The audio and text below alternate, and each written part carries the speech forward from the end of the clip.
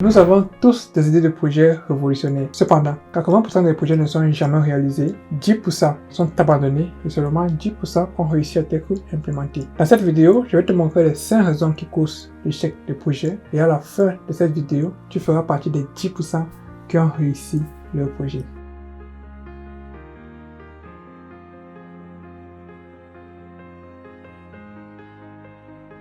La première raison qui cause l'échec des projets, c'est le fait de ne pas croire en son projet. Donc, pour pouvoir réaliser un projet et convaincre d'autres personnes que ton projet, c'est un projet qui a de l'avenir, toi-même, tu dois être convaincu de cela. Il est inadmissible que tu réalises un projet sans toi-même être rassuré que oui, au fond de ton cœur, ce projet-là a de l'avenir. Donc, pour cela, tu dois éviter d'imiter les autres projets qui sont généralement à la mode. Il faut prendre ton projet de cœur que tu avais toujours voulu réaliser, ce projet-là qui a toujours sonné dans ta tête. Essaye pas juste de voir le projet d'une autre personne qui a déjà réussi et tu essaies de refaire la même chose. Apporte de l'innovation, apporte de la nouveauté, apporte une touche spéciale à ton projet-là.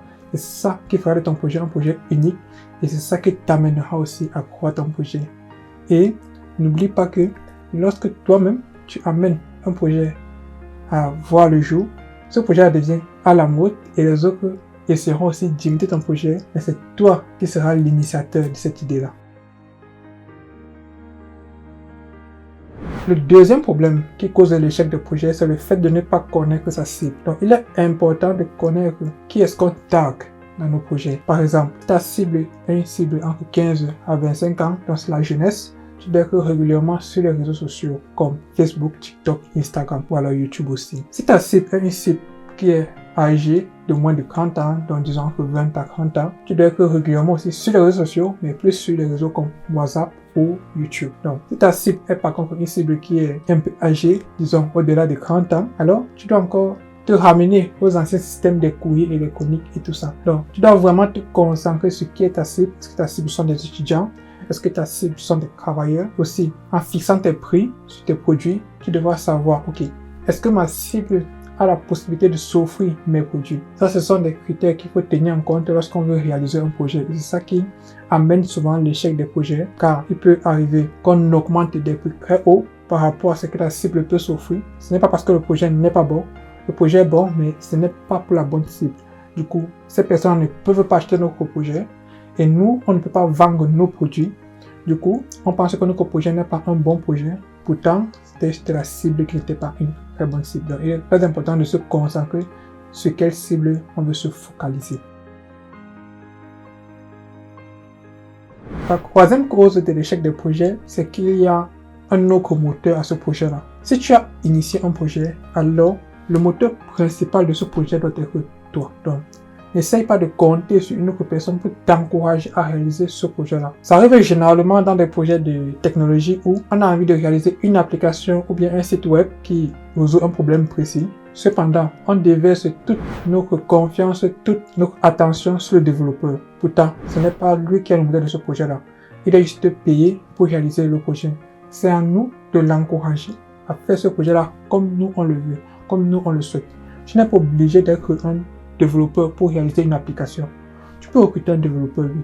Mais ce n'est pas le développeur là qui doit être la source principale de motivation. Toi, tu dois être la source principale de motivation de ce développeur à réaliser ton projet à merveille. Avec le temps, cette motivation là viendra à l'intérieur de chacun d'eux, mais surtout au départ, tu dois être le principal moteur de ton projet. Car si tu ne le fais pas, personne d'autre n'essayera de vouloir réaliser ton projet plus que toi. Personne d'autre n'aimera ton projet plus que toi, donc c'est à toi de tout donner pour que ton projet puisse réussir. La quatrième cause de l'échec des projets, c'est qu'on veut tout faire seul. C'est impossible. Il faut apprendre à déléguer. Tu ne peux pas être à la fois designer, à la fois développeur, à la fois youtubeur, à la fois vidéographe, à la fois chargé de la communication, à la fois secrétaire. Non, c'est impossible. Il faut apprendre à déléguer, laisser les tâches aux experts. Du moins, pour un départ, lorsque tu n'as pas encore assez de moyens, tu peux commencer à faire certaines tâches toi-même. Mais lorsque tes premiers revenus commencent à arriver, tu peux déléguer certaines tâches pour ne pas avoir à tout faire seul. Le fait de tout faire seul cause la diminution de la qualité du produit. Donc, les vidéos ne seront pas de meilleure qualité, les photos ne seront pas de meilleure qualité, la communication ne sera pas de meilleure qualité. Par contre, si tu avais délégué chaque tâche à chaque expert, alors ce travail-là devra se faire de manière efficace avec la meilleure qualité. Je ne dis pas dès le premier jour de ramasser toutes les personnes, chercher un vidéo, chercher un développeur et tout ça, non. Tu peux commencer toi-même et au fur et à mesure que tu trouves qu'une tâche peut être déléguée, tu essaies de la déléguer au fur et à mesure. Donc, n'essaie pas de tout déléguer au même moment. Donc, tu délègues au fur et à mesure tant que tu sens que voilà, ça peut déjà être délégué par une autre personne, ça peut être fait par une autre personne. Là, tu peux déléguer. Du coup, tu te libères de certaines tâches et tu peux te concentrer sur le point principal de ton projet. Car un projet ne s'arrête pas au début, un projet grandit et lorsque ça grandit, tu as une vision pour ce projet-là. Tu dois toujours accompagner cette vision-là. Tu ne dois pas être encombré ou bien distrait par des autres tâches qui ne sont pas nécessaires pour l'avancée de ton projet. Donc, il est très important de déléguer ces projets et de faire aussi confiance parce que pour déléguer, il faut faire confiance. Il faut faire confiance à ce que l'autre fait. Parfois, on a souvent ce sentiment-là que lorsqu'on fait ça nous-mêmes, ça sera meilleur. Donc, il faut laisser ce sentiment-là, apprendre à faire confiance à l'autre. C'est comme ça qu'un projet peut réussir.